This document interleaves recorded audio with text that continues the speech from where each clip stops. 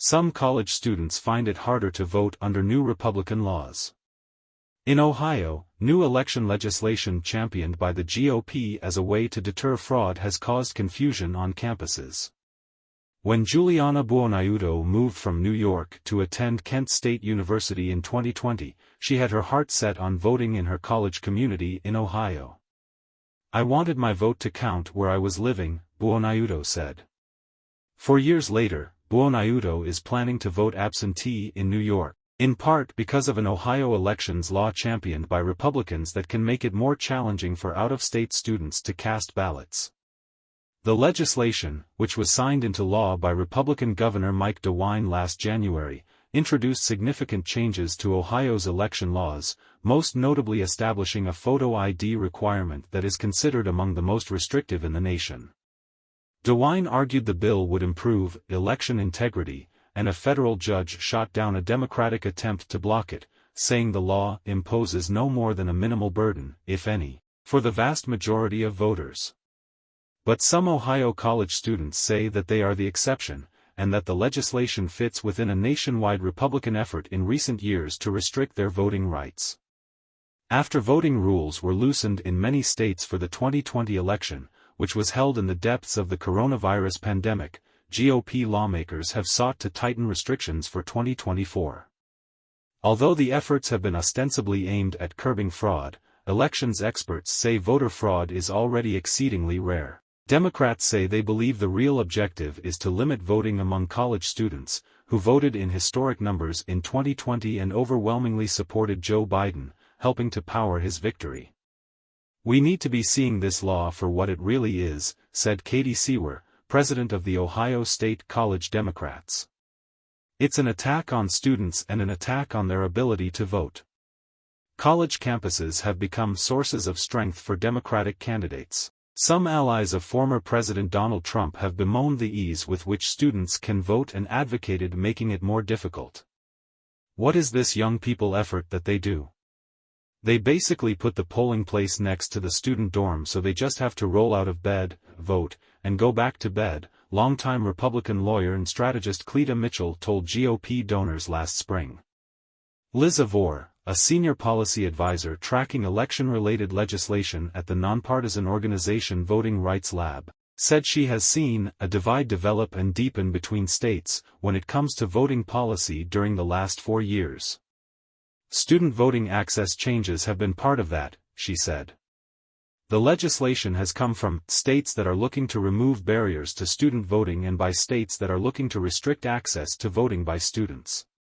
In Democratic-led states such as New York or Colorado, for instance, lawmakers have passed bills that will likely lead to easier access to polling places on college campuses. Several Republican-led states have moved in the other direction. Voters in Idaho, for example, can no longer use student ID cards at the polls. The state legislature removed ID cards issued by high schools and institutions of higher education from the eligibility list with a bill that went into effect on January 1. Numerous other forms of identification, including concealed weapons licenses, remain acceptable.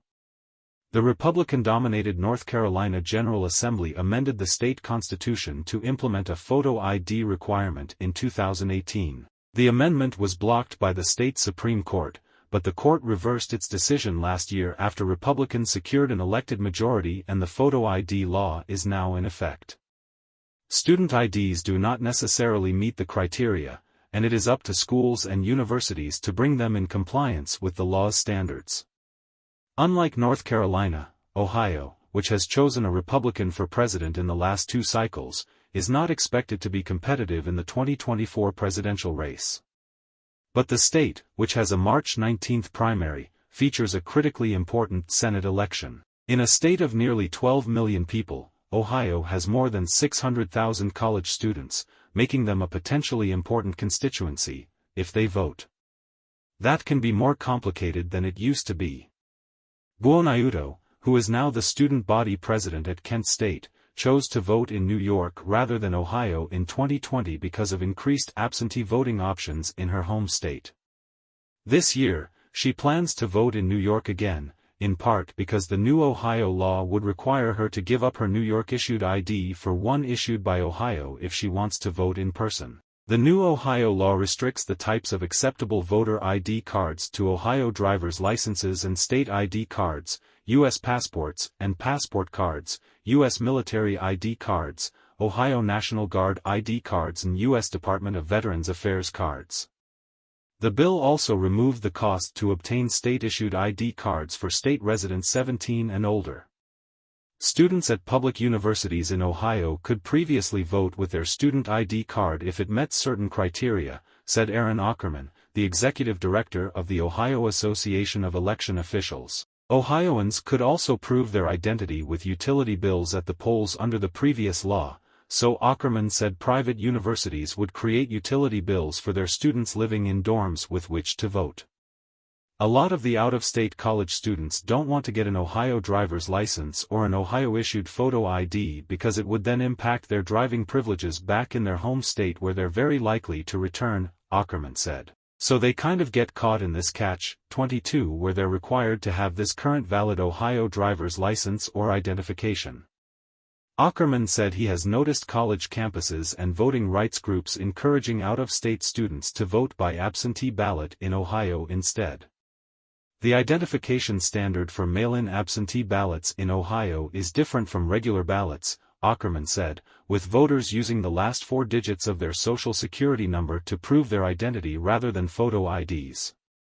The new law has found support on campuses among Republican students. It increases election integrity and raises barriers to potentially questionable election practices, said Carter Long, president of the College Republicans at Xavier University in Cincinnati. Previously college students only had to have a utility letter and then their student ID to vote, which can be relatively easily forged.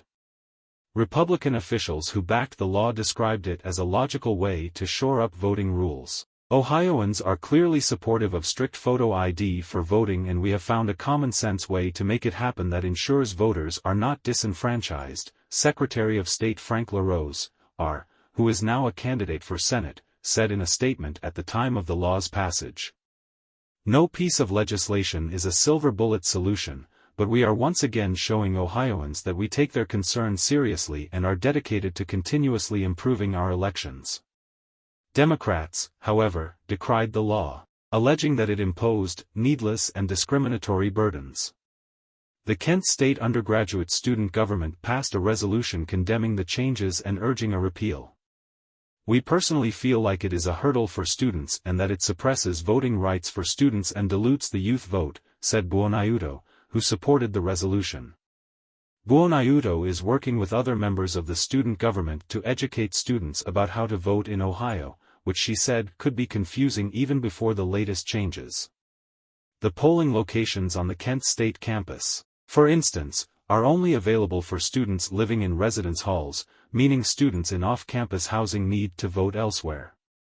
Lily Evans, the Governmental Relations Legislative Coordinator for Ohio State University's undergraduate student government, said she fears the overall impact of the new law may be diminished turnout.